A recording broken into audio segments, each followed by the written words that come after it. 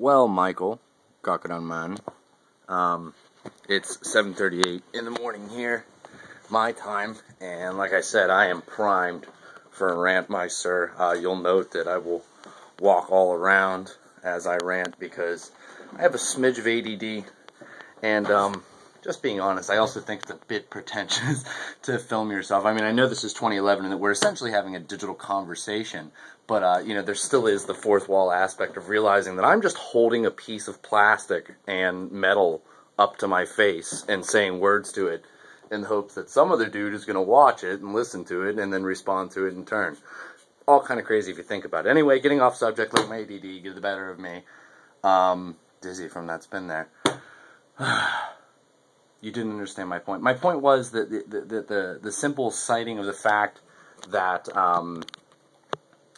there is a loop around the heart with that laryngeal nerve, citing that as being proof of lack of intelligent design is weak sauce. I mean, that's weak logic. If you've ever taken a debate class in school or been part of a debate club, whether or not your heart's an issue, you learn simply the founding markers of a good argument, and that to me is akin to saying, like, well, a chainsaw is the most efficient killing machine known to man, so the fact that our hands ain't got chainsaws on them, that's proof. That's proof ain't no intelligent design, because I'd put that in there, and I ain't the smartest guy, but I would have done it.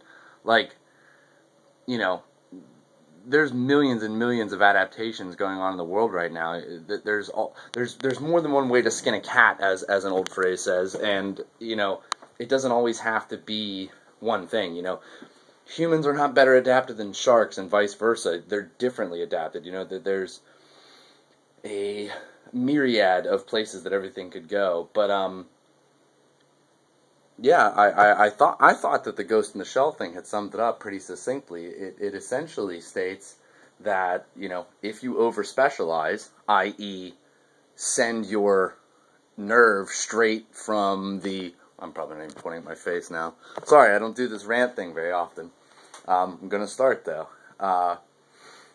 If the nerve goes directly from the brain to the larynx, the spot of 2 inches that he's trying to, say, oh, that's what I would do if I were an engineer and I had foresight and all that. If I were an engineer and a foresight, I wouldn't even have made humans because, we're flawed. We're fleshy pink bodies, like, there are many jellyfish, man. There are many things out there that don't make intelligent design sense, but they're adapting just fine because that is life. That is fauna, flora. That is the biodiversity is what keeps genes proliferating and going forward.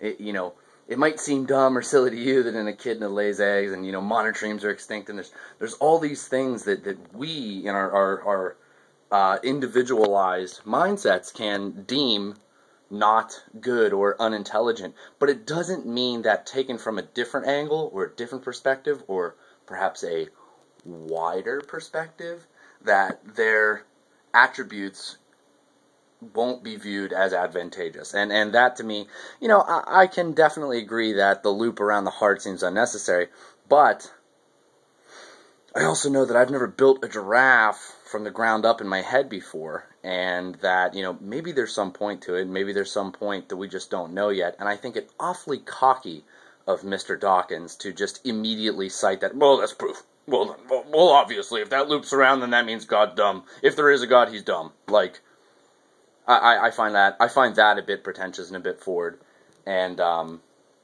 so I fell back on that Ghost in the Shell quote.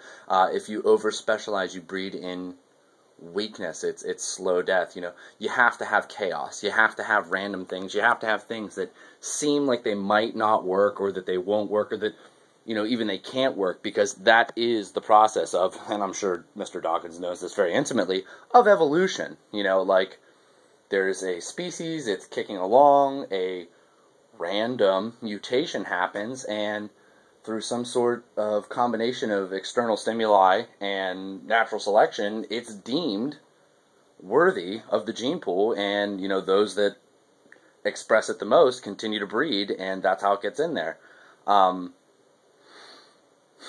Who knows, man? Who knows if that loop around the heart, in his infinite wisdom, he's pointed it out as pointless, but, 2 years from now, science might find out, like, oh, there's a crucial amount of blood that it needs to receive there, or the signal's redirected, or it's also a part of this part of the system. You just don't know. I think it was a bit brash of him to immediately write it off as proof of lack of intelligent design. This is super ranty and super verbose, and I'm sure I'm well over the limit of anything that you'd want to watch right now. And if I were me, I'd be getting bored watching this. So hopefully I was centered up my face the whole time. I did just kind of shoot from the hip and run all around like a crazy person like I am wont to do. But yeah, man. I hope somewhere in there you could glean some sort of an answer to that response. But over-specialize and you breed in weakness. You gotta embrace chaos a little bit.